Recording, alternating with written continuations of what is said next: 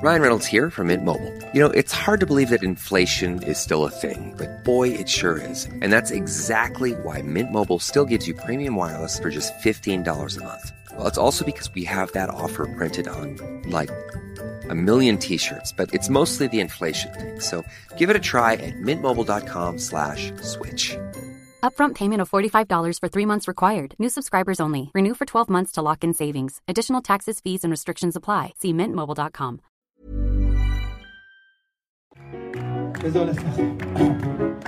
שבת שנייה שלא בבית לשנייה אבל אני לא מתלונן אני נשבעתי להגן על המדינה לכן פה בפלגה.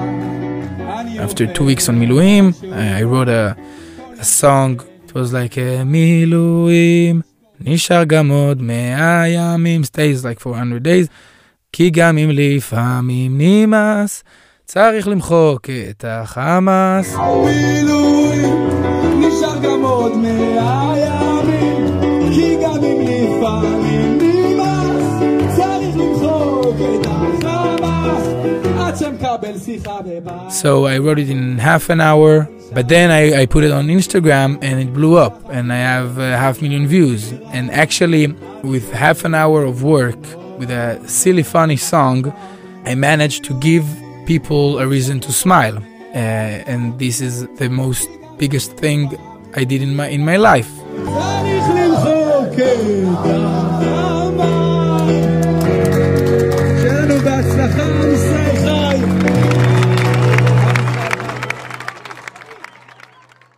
Hey listeners, it's Mishi.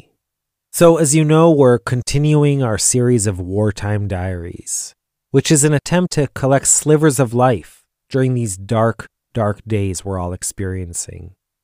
Some 350,000 Israelis have been called up to reserve duty since the start of the war, in what has been the largest mobilization in the country's history. These are people who were plucked out of their homes, their families, and their daily lives, and inserted into a totally different world, one which is, in most cases, to add to the confusion, just a short car ride away. And those transitions back and forth between the craziness of the front line and the veneer of normalcy at home can be dizzying and unsettling.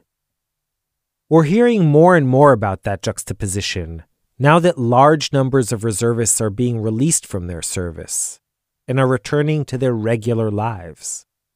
One of them is Noam Tsuriely from Jerusalem. Noam's a rapper who recently put out his debut album and had, pre-war, a string of big-time gigs all lined up. He was summoned for reserve duty on October 7th and has spent most of the last 4 months in Gaza. Our producers Mitch Ginsberg and Yael Ben-Chorin spoke to him just as he came out of Gaza and began his readjustment to civilian life. Here he is. I'm Noam Tsuriely, 28, born and raised in Jerusalem, a rapper, a musician, and since the 7th of October, a miluimnik and a combat soldier. My parents, my mother came from France when she was 18. She made an aliyah. My father was born here. His parents come from Yemen. And since the age of 6, I started writing songs. At the age of 7, playing the piano. And I knew from that moment that this is what I want to do in my life. So you went on to serve in the Duvdevan unit, an elite undercover unit in the army. And when you got out, you launched a musical career. And a couple of years ago, you sort of broke out with a few singles, like Nus Nus. Yes. So what I did in the song, the Nus Nus is half and half, חצי חצי. I write it line in Hebrew, line in Arabic. כמה מילות פתיחה לפני שיתחיל הברדק. זה שיר שונה, זה שיר מסע, תחזיקו חזק. ברגעים שלא תבינו, זה המשחק. יא אחוי, בתאמל לי נוג'יבת כמוס ערבי מעק. So it's a picture that if you understand only one language, so you understand 50, maybe 60% of the picture. And that was the point of the song, that is what happened in Israel. But since the war started, I did like, I don't know, I think 10 shows or 11 shows already. I didn't perform with Nus Nus because I think I still believe in his message very much. But now, for me, it's still a time to just focus about my people. ניסינו להשיג את השלום, היה תפוס לחריב רבל כי מפעמים ומפעם בס נוס נוס נוס. So, where were you on October 7? In Jerusalem, in my grandfather's house. I'm from a religious family. Me, myself, I'm like in between, searching. But I was with them and I honored the holiday, so I was without my phone. So we went to the synagogue, Simchat Torah, and right before the tefillah start, the gabbai went up and said, there's a war. We're going to make the tefillah short, no dancing, no nothing. All the soldiers go home, open your phones, get ready. So you were called up on that day, on the 7th, and trained for a couple of weeks before the ground invasion began at the end of October. Can you describe actually going into Gaza? Yes, it was middle of the night. It was like 5 to 6 kilometers of a walk, 3 kilometers in Israel, 3 kilometers in Gaza, until we got to the first line of houses. We were in Bet Hanun. We started in Bet Hanun. And I think the first 2 or 3 days, the amount of, how do you say, heres? Destruction was overwhelming. It's things you see in the movie. Can you talk a bit, Noam, about the fear? In the beginning, everything is scary. Going to houses, you see like a rope of electricity, a cable, you think maybe this is going to a bomb or something. One time we were in the second floor, and from the first floor I heard noises. So I woke up one of my team, and we went down like suspicious as we could with some night goggles you can see at night through, just to discover it was a cat run all over the kitchen, But that was, for me, one of the most scariest part of the war. I need to say that we saw like entire neighborhoods, and we didn't see anybody, like any terrorist for the first 2 weeks, and it's thanks to the bombing. So yes, we bombed entire neighborhood, but if we haven't bombed, the houses would be used for the terrorists to wait for us to come. Did you have any clashes with the enemy at all when you were there? Fortunately, yes. Our company, it's 4 crews together. We really know each other. We really became a family. So in my company, we lost 2 friends, 2 soldiers. One of them, Eyal Berkovich, the other one, Gal Eisenkot, the son of the Ramatkal, Gadi Eisenkot. Gal was 25, from Herzliya, non-religious at all, living life, skiing a lot, was there for months, and they come back. Partying. He has lots of friends from the Nova. He was also supposed to be at the Nova the same night. At the end, he changed his plan. And the other hand was his couple. In the army, you have, we call it metal couple, like Tzemet Barzel, like the one you go with and you never leave. So his couple, Eyal Berkovich, was the most religious from their crew, married, 30 years old, really serious, really always about respecting everybody, learning Gemara while he can, like he was their little rabbi. And the fact that those 2 fought together, after all we know what's happening in Israel for a year now, I think, and fought together and died together, it's just a lesson about we need to be worthy of their death. Like, they didn't fight for us to continue fighting one another. Mm-hmm. And can you give us a sense, Noam, of what a day looks like as a soldier serving in Gaza? Yes, of course. So we wake up in 5 in the morning or 5:30. And most of the time you have 1, maybe 2 missions a day maximum, because you're not fighting alone in Gaza. You have all the army is with you. So each team has its own house, and it's going really slow because we prefer to go a little bit slower, but to save our lives and not going with a rush to somewhere we don't know what's going to happen, and then getting injured or dead, of course. And then we got to our new place. We build our defense positions in this place. I'm in charge of putting the guards over there, and we start the routine of guarding on this house, and of course looking forward to our next mission. Going to sleep when there's dark. Like at night, you don't have electricity there. You don't want to use any electricity or lighting because you don't want them to know where you are. So 5, 6 p.m. everybody's like almost half asleep, and 7 p.m. everybody's already sleeping. This is why it's not so hard to wake up at 5, because you go to bed in 7, even though you go during the night for an hour or two.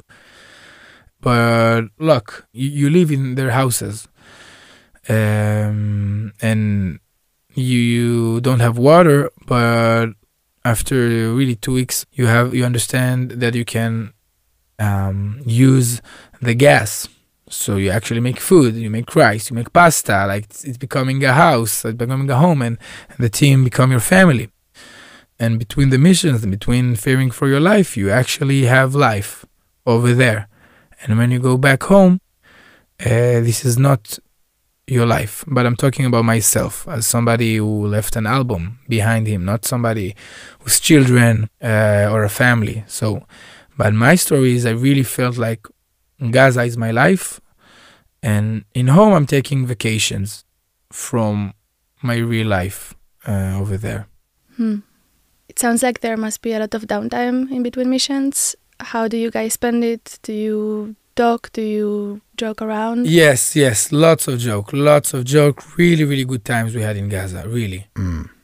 We had in one of the houses, we have some old man who, we don't know how, but he just stayed in his house the whole war. So he was with us for 2 weeks.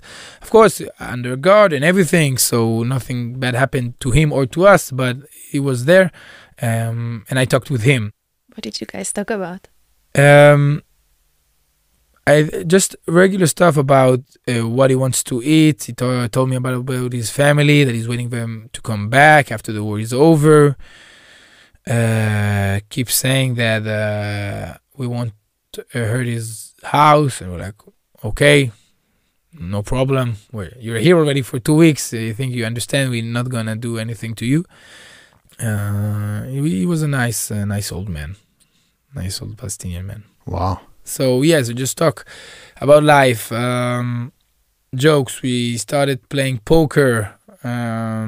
I really am a fan of backgammon, but I didn't play any backgammon, sheshbesh, in Gaza because Gaza, it's life and death things, and backgammon is more than that, more important. So I didn't bring any backgammon with me.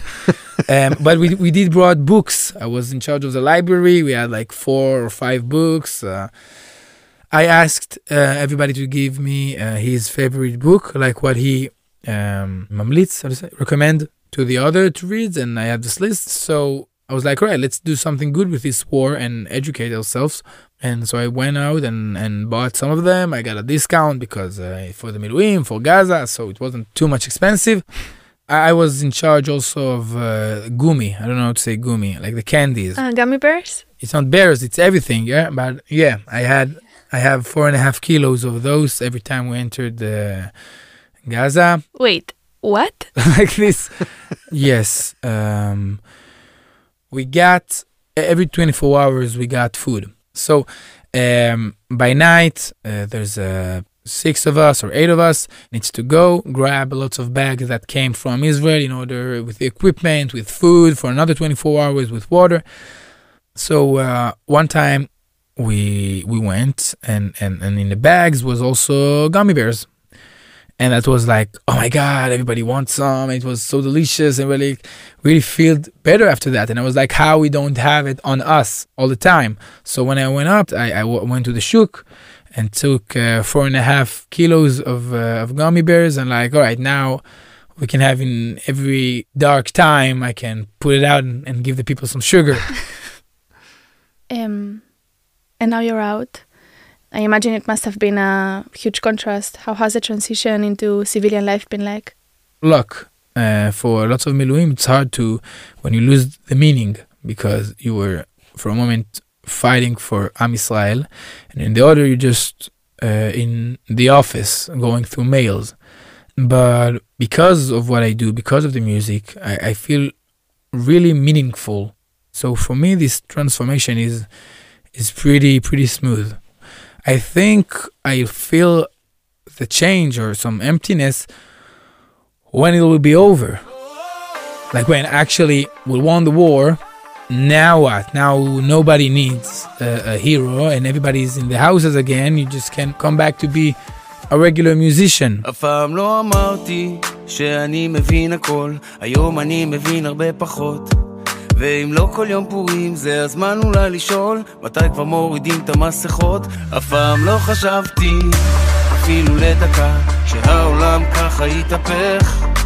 גל מביא עוד גל, מכה אחרי מכה, הילד כבר כמעט לא מחייך. הוא מחייך כי אין בית ספר, אבל גם הוא מרגיש את המועקה.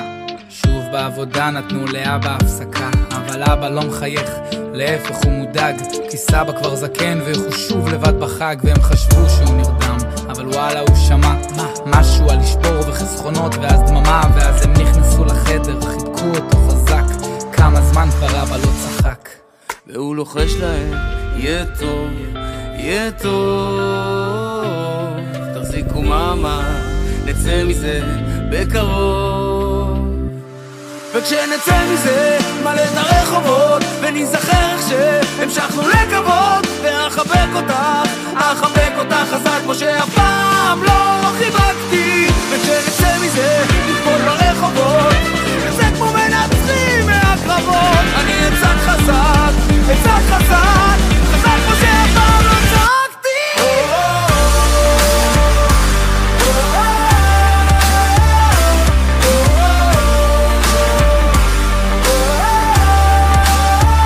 וכן קשה לראות האור כשעוד חשוך, וכן קשה שלא ליפול כשהכל הפוך. ממשלה בערפל מתעסקת בתפל, במקום תפעל את המשבר הם מגבירים את המסים. מספרים לנו סיפור על טובים ועל רעים, הופכים לנו את העם לציבור מלא קרעים, זורים זרעים של חרדה, רק מזה אני חליתי. איך הפכתם מגפה לכלי משחק פוליטי? אז עליתי קצת מעל זה, ראיתי משפחות שפעם עוד הייתה להם תקווה, עכשיו פחות, עייפים מהבטחות, מבינים שנעזבו להנחות, לוקחים את המושכות, מוצאים את הכוחות, כולנו בתוך זה ביחד כמו אח ואחות, כי עברנו הכל, את פרות המדברת הגולה, הכל עוד הושיט, ולעם כשעורף, אבל זה גם עם שסוחב עוד מימי בראשית, נכון שנפשית, קשה כבר לסחוב וכולנו כבר על הקצה, ננצח פה רק נרצה, ביחד ניקח אחריות, ביחד נצא. והוא לוחש להם, יהיה טוב, יהיה טוב, תחזיקו מאמה, נצא מזה בקרוב. וכשנצא מזה מלא את הרחובות, ונזכר איך שהמשכנו לקוות, ואחבק אותך חזק כמו שאף פעם לא חיבקתי. וכשנצא מזה נתפול ברחובות, זה כמו מנצחים מהקרבות. אני אצעק חזק